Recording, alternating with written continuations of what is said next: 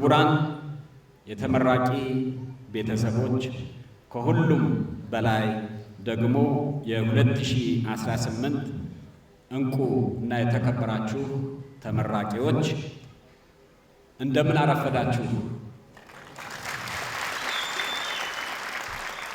ዛሬ ይህንን ታላቅ የሕይወታችሁን ምዕራፍ ከእናንተ ጋር ለማክበር በመገኘቴ በጣም ደስ ያለኝ መሆኑን እየገለጽኩ በመጀመሪያ ለሁሉም ተመራቂዎች ከልብ እንኳን ደስ አላችሁ ለማለት እወዳለሁ። እንዲሁም ለዚህ ስኬት እንድትደርሱ ሁሌም ከጎናችሁ ለነበሩ ቤተሰቦቻችሁ፣ መምህራኖቻችሁ፣ የዩኒቨርሲቲው የድጋፍ ሰጪ አገልግሎት የሰጧችሁ ሰራተኞች እና ለሁሉም ድጋፍ ለሰጧችሁ ከልብ የመነጨ ምስጋናዬን በእናንተ ስም ላቀርብላቸው እወዳለሁ። ዛሬ የተቀበላችሁት ዲግሪ ብቻ አይደለም፣ ትልቅ ኃላፊነትም ጭምር ነው። እዚህ ደረጃ መድረሳችሁ የግል ስኬት ብቻ ሳይሆን ዜጎቻችሁን ለማገልገልና ለኢትዮጵያ የተሻለ ወደፊት ለመገንባት ቃል ኪዳን የምትገቡበት ዕለትም ነው።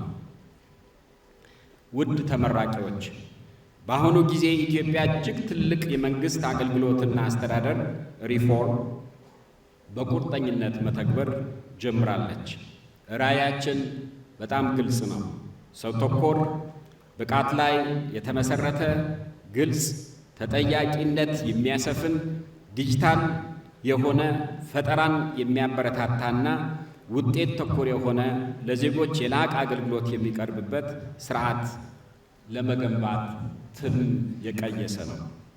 የፌዴራል የሲቪል ሰርቪስ ኮሚሽን ይህንን በ7 ዓምድ የተከፈለ ስትራቴጂ ቀይሶ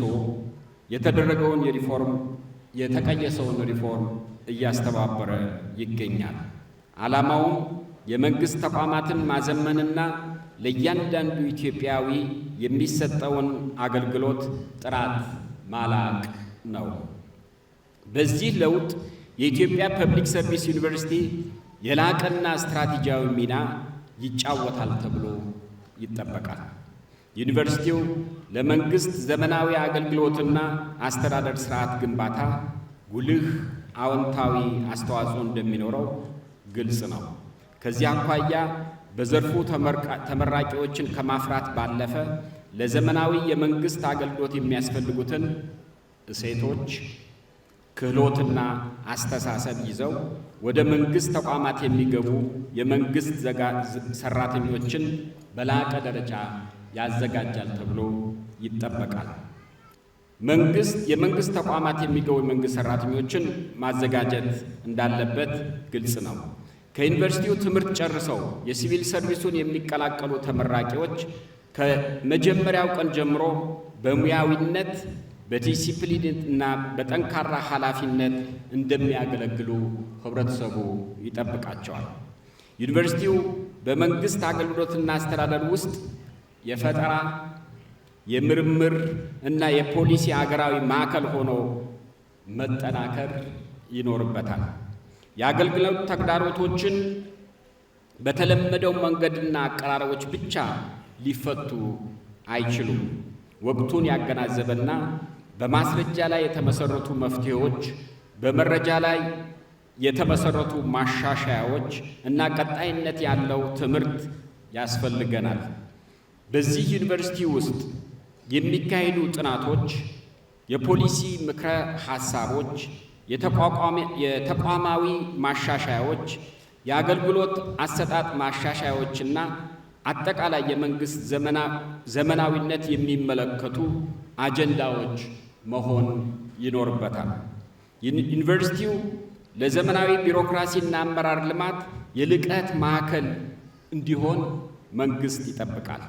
ይህ በአካዳሚ ጠንካራ ብቻ ሳይሆን በተግባር በአገልግሎት ዘርፍ እውነታዎች ላይ የተመሰረተ ከፍተኛ ብቃት ያላቸውን አስተማሪዎች፣ ተመራማሪዎች እና አሰልጣኞች እንዲኖሩት ያስፈልጋል።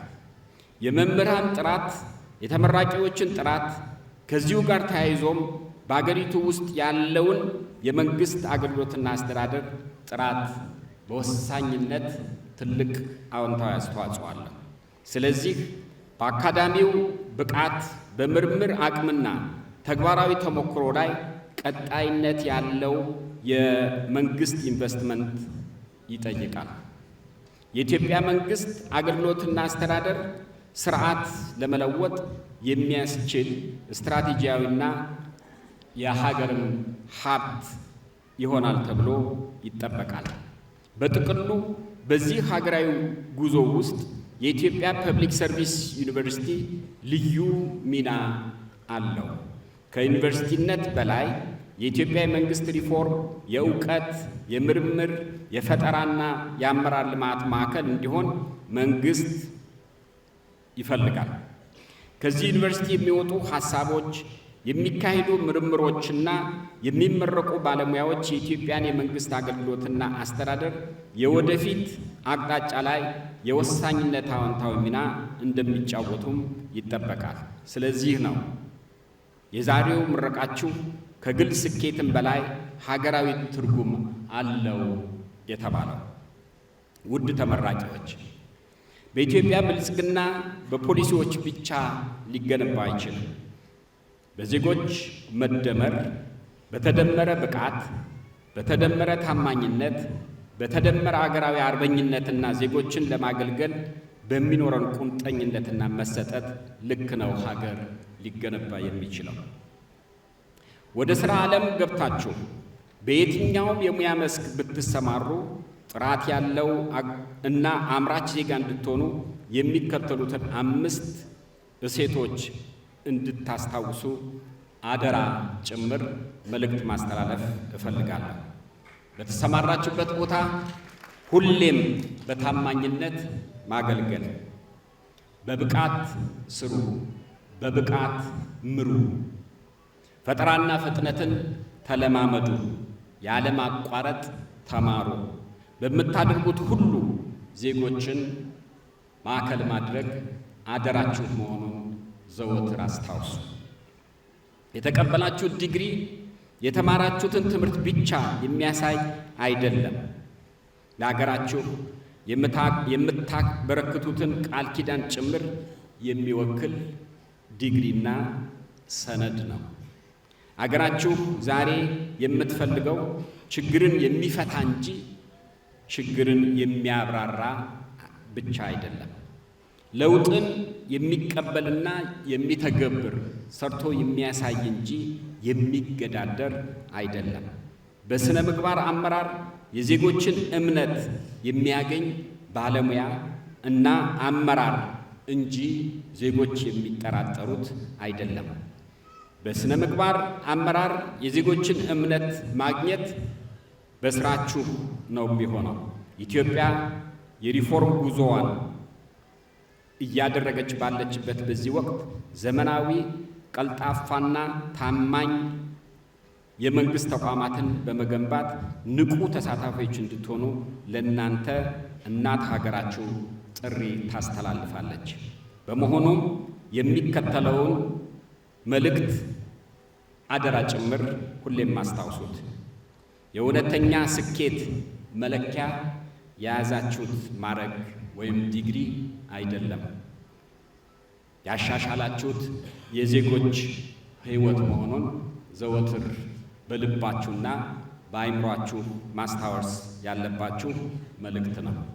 በመጨረሻም ማለት የምፈልገው ዛሬ ዩኒቨርሲቲያችሁ ግቢ ለቃችሁ ስትወጡ በራስ መተማመን፣ በትህትና እና በቁርጠኝነት ተሞልታችሁ ይሁን።